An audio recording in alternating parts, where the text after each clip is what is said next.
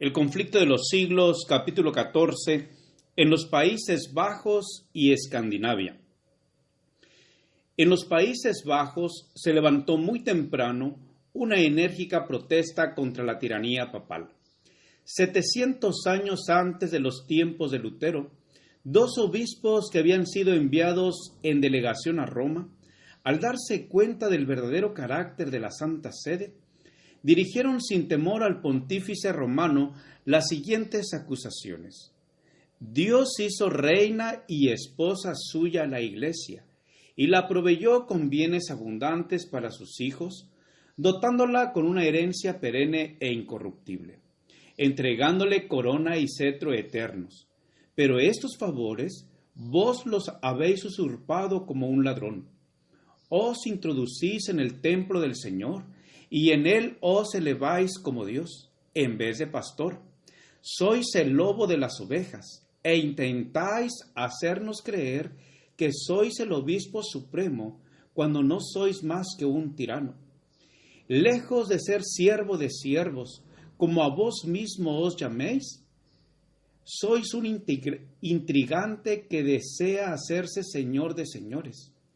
Hacéis caer en el desprecio los mandamientos de Dios.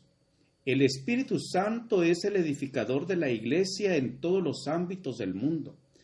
La ciudad de nuestro Dios, de la que somos ciudadanos, abarca todas las partes del cielo, y es una mayor que la que los santos profetas llamaron Babilonia, y que, aseverando ser divina, se iguala al cielo. Se envanece de poseer ciencia inmortal, y finalmente sostiene, aunque sin razón, que nunca erró ni puede errar jamás. Otros hombres se levantaron siglo tras siglo para repetir esa protesta, y aquellos primitivos maestros que, atravesando diferentes países y conocidos con diferentes nombres, poseían el carácter de los misioneros valdenses y esparcían por todas partes el conocimiento del Evangelio, penetraron en los Países Bajos. Sus doctrinas hundieron con rapidez. Tradujeron la Biblia valdense en verso al holandés, y en ella hay, decían, muchas ventajas. No tiene chanza, ni fábulas, ni cuentos, ni engaños. Solo tiene palabras de verdad. Bien puede tener por aquí y por allí alguna otra corteza dura, pero aún en estos trozos no es difícil descubrir la médula y lo dulce de lo bueno y lo santo. Esto es lo que escribían en el siglo XII los amigos de la antigua fe. Luego empezaron las persecuciones de Roma, pero en medio de la hoguera y tormentos seguían multiplicándose los creyentes que declaraban con firmeza que la Biblia es la única autoridad infalible en materia de religión, y que ningún hombre puede ser obligado a creer, sino que debe ser persuadido por la predicación. Las enseñanzas de Lutero hallaron muy propicio terreno en los Países Bajos, y levantáronse hombres fieles y sinceros a predicar el Evangelio. De una de las provincias de Holanda vino Menno Simonis, educado católico romano y ordenado para el sacerdocio. Desconocía por completo la Biblia y no quería leerla por temor de ser inducido en herejía. Cuando le asaltó una duda con respecto a la doctrina de la transubstanciación, la consideró como una tentación de Satanás, y por medio de oraciones y confesiones trató, pero en vano, de librarse de ella.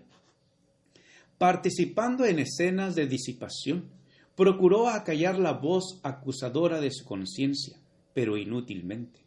Después de algún tiempo, fue inducido a estudiar el Nuevo Testamento, y esto, unido a los escritos de Lutero, lo hizo abrazar la fe reformada.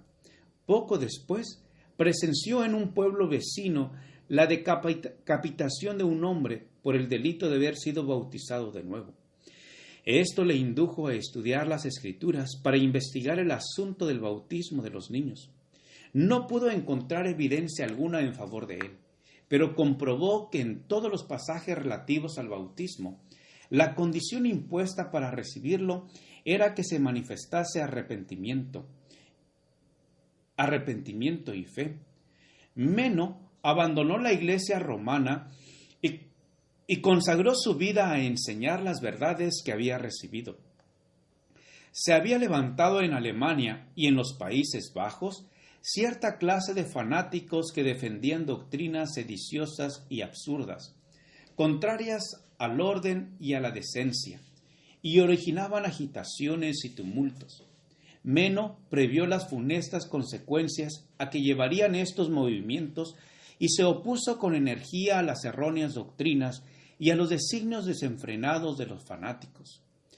Fueron muchos los que, habiendo sido engañados por aquellos perturbadores, volvieron sobre sus pasos y renunciaron a sus perniciosas doctrinas.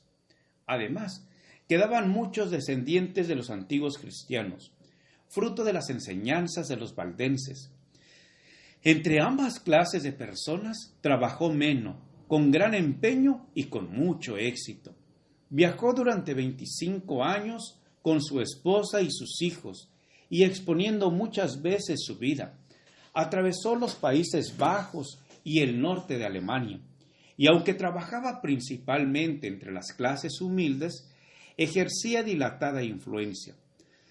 Dotado de natural elocuencia, si bien de instrucción limitada, era hombre de firme integridad, de espíritu humilde, de modales gentiles, de piedad sincera y profunda, y como su vida era un ejemplo de la doctrina que enseñaba, ganábase la confianza del pueblo.